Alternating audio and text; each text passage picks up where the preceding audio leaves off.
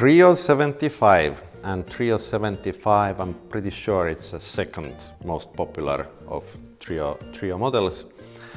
Its best use would be second home or summer house.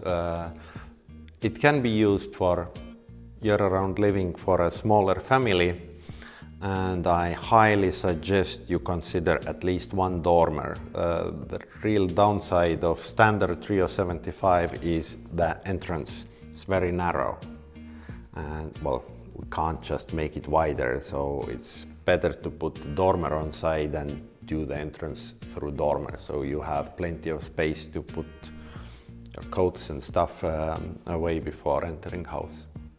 Like other Trio models, Trio 75 can also have open ceiling in the living area.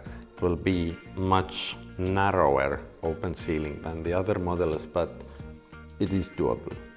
You will lose one bedroom upstairs, but if this is what you want, it can be done very easily. Trio 75 means 75 that it's 7.5 meters long.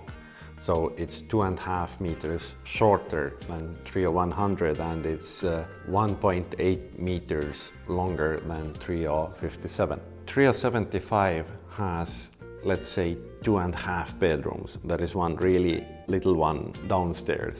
Trio 57 doesn't have it. Trio 100 again has 3 full-size bedrooms. 2 upstairs, 1 downstairs. In conclusion, Trio 75, it's one of our most affordable Trio models. For a small family, for a summer house, it's an excellent choice. If you need a proper living house for a bigger family, check out our other larger Trio models and definitely see this next video.